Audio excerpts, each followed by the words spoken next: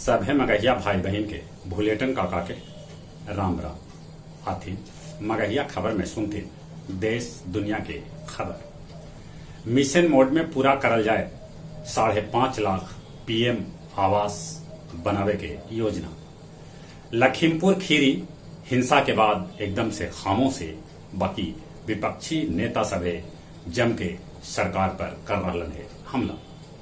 लोजप्पा के दोनों गुट के भेटायल निशान चिराग पासवान के पार्टी लोक जनशक्ति पार्टी रामविलास पासवान के हेलीकॉप्टर त पशुपति कुमार पारस के पार्टी राष्ट्रीय लोक जनशक्ति के भेटायल सिलाई मशीन।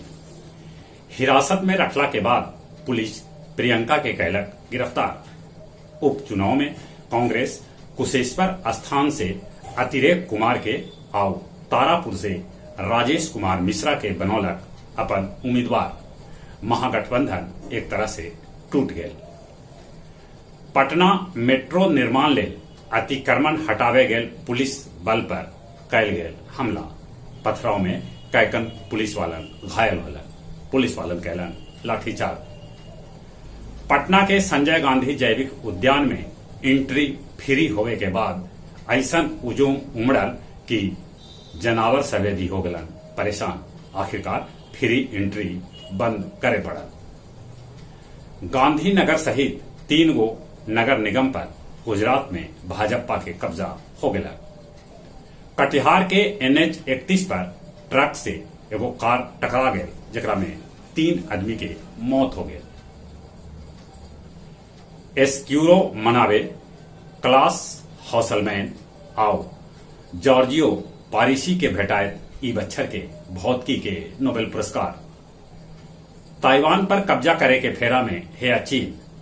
ताइपे कहलन कि हम करम ताइवान के रक्षा।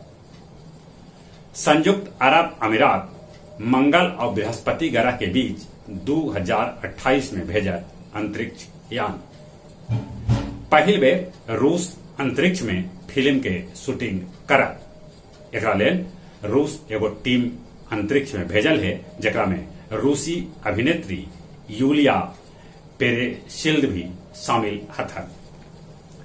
पितर सभे के भवसागर प्राप्ति लेल कल कय गेल गया जी में गौ पूजन और दान।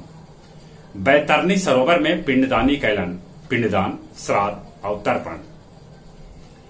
कचरा प्रबंधन लेल गया जी में 4 जगह पर ट्रांसफर स्टेशन बनावे के है योजना।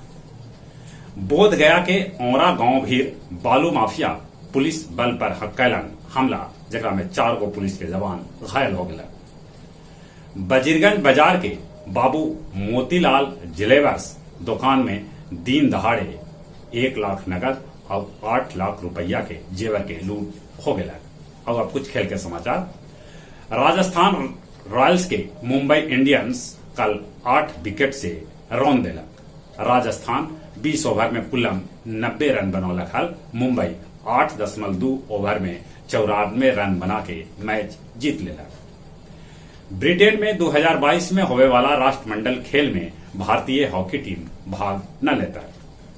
पहल बेर एक के जगह पर बेंगलुरु में करावल जाए कबड्डी लीग। जहां तक मौसम के सवाल है अभी आसमान में बदली है जहां तहां पानी बरस सका है।